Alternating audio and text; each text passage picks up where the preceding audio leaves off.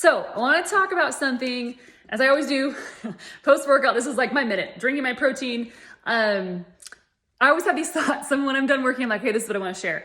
I need you to change your mindset on how you view tracking, counting your calories, your macros, individual macros. So let's take protein, for instance.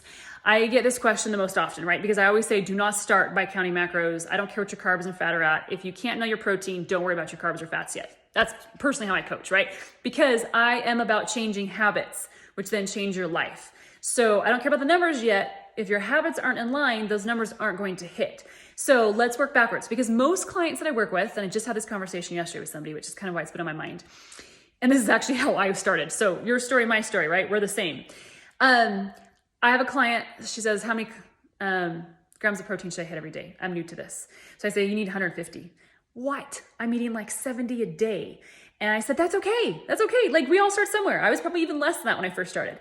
She goes, okay, so I'll try to hit 150. So then the preceding days, right, what she typically does, because this is what I did, was every couple hours, oh crap, she'll enter it. Where am I at now? I'm only at 170, 70. Okay, now I ate a bar. Now I'm at 90 something. It's halfway through the day. I don't even know what to eat now. Like, do I increase the serving size? Like, it's just all about hitting that number. We get to the end of the night, we're still short 40. Now what do I add? Oh my gosh, now I'm over. Do you see the focus is all on the number? And you can now apply that to calories. You can apply it to tracking fats and carbs, right? It's a part-time job hitting numbers. But I feel why I'm a little bit different as a coach is I don't care if you hit the numbers. I care if you're changing your daily habits, which will then be reflected in the numbers, right? The numbers just tell me if your habits are good or bad. If they're it tells me literally if you eat way too many sugared foods today, your carbs are going to be high. If you don't have enough healthy fats in your day, if you have too many healthy fat or unhealthy fats, I should say, if you're low on protein, if you're mindlessly eating, if you eat more at night, if you don't have enough vegetables, the macros kind of display a food journal for us. But then I work backwards by saying, okay, once I've looked at all of this, a snapshot of my health, what are those habits I need to change to then hit the numbers? Where a lot of times we just say, okay, well, if I eat less, the numbers will align. Or if I take this one item out, not looking at the bigger picture. So let's wrap this let's talk about just protein. So what I explained to her is, okay, you got 150 grams of protein to hit. Do not worry about the number, which is what we typically do all day. Am I short? Am I under? What do I do to fit that? I want you to break down the concepts of what habits go into hitting your protein. This is what's going to change your life. This is what's going to be long-term. So you go on vacation, habits don't change because they're habits. Just like you brush your teeth and you shower, you hit your protein goals because your habits are there. Instead of, crap, I forgot to track yesterday, my protein's way off. Holidays, crap, like I didn't want to focus on it this week. I didn't want to stress and obsess about it, so I didn't do it the last couple of days. Well, if they're your habits, you don't even think about that. I don't even think about that. It's just natural now. So what do we do for that? You break apart, what do I do in my day-to-day life to hit the 150? What are the action steps that I'm going to actively work on? And I don't care where the number lies, because as I get better and better with those habits, then I'll start looking at, okay, now what's the number that goes with each of these habits and where am I? And then you just tweak the habit a little bit. For example, one habit you can work on with protein is you should have protein. Ideally, in a good, better, best situation, ideally you should have it every 3 to 4 hours. Keeps your body in more of an anabolic state, burning body fat for fuel, not your muscle. So that's why I have protein every 3 to 4 hours. I have protein with every single snack or meal. Now, occasionally, if I'm out, do I have protein? No. But the goal is, as I've trained myself, to just find little things of protein that are easy to add. First Form has like beef jerky sticks. I break those in half and have half with one snack, half with another snack. I have hard-boiled eggs always in my fridge. I'll throw those with a snack. All kinds of cheeses. Cottage cheese is awesome. I'll throw that on like a rye crisp bread with avocado. And then obviously my 3 meals have protein in them. So I really only have to come up with 2 or 3 snacks that have it. There's even protein water you can have. I have protein bars. So I can come up with my 3 meals with protein. And then I have 2 to 3 snacks, which sometimes there's a protein shake, protein bar, and then there's other things I suggested. So you work on each of those individual habits. One could just be eating every 3 to 4 hours of protein, right? One could be containing 25 to 35 grams then in each of those snacks, right? So maybe you just get a little bit of grams each time, and the next habit you work on is increasing the serving size of that, or finding something that has more grams.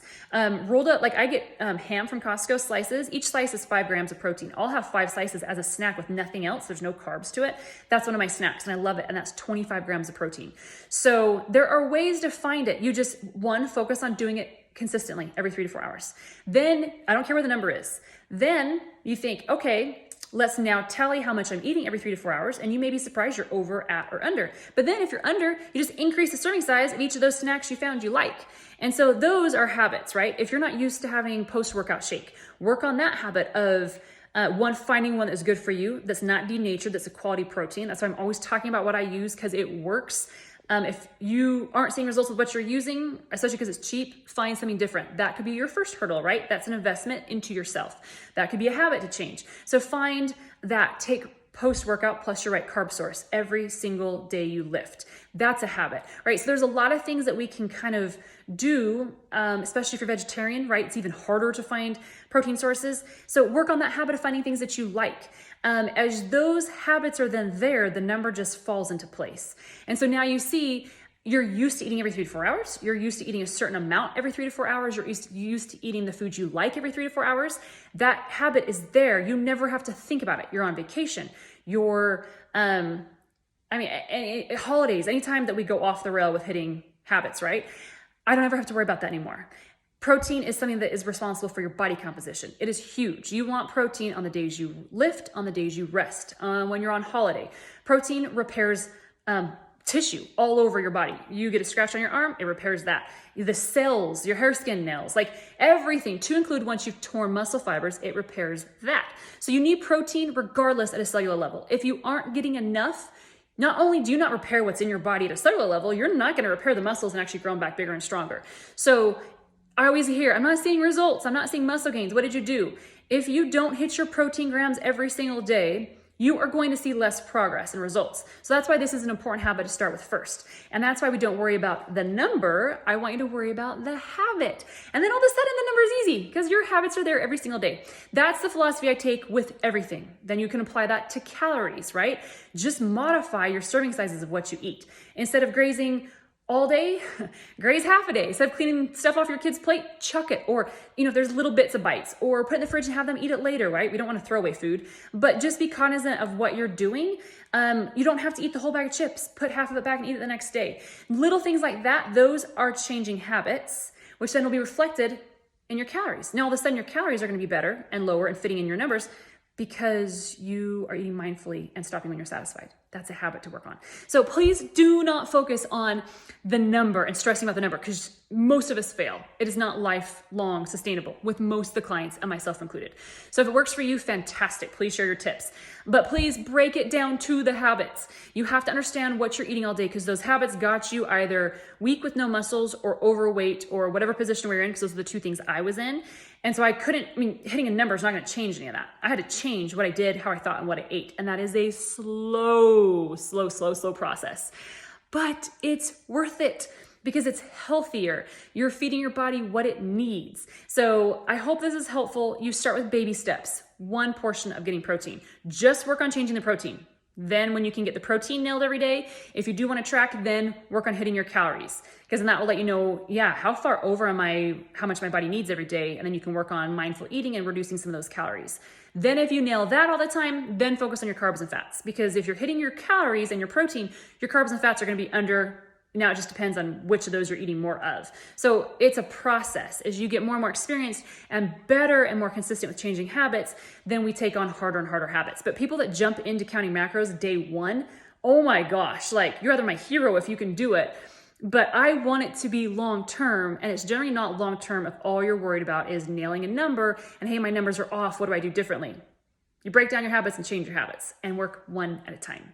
And it's okay. I'm here to champion for you. I'm here to celebrate on the days you do it. Even like if you nail your protein every 3 to 4 hours one day, I want to hear about it. That is a success because you weren't able to do it the day before. Share with me, right? So these are all things we talk about in my coaching program. These are things I want you to understand as you're learning and growing and going along this journey, that it's just time and one thing builds on another. So it took you a while to get to where your body is now. It's going to take you a while to get to where you were. I didn't count macros for almost 3 years after lifting because that's how long it took me to get where I wanted to be mentally. So you can do this. I promise you. Let me know if you have any questions.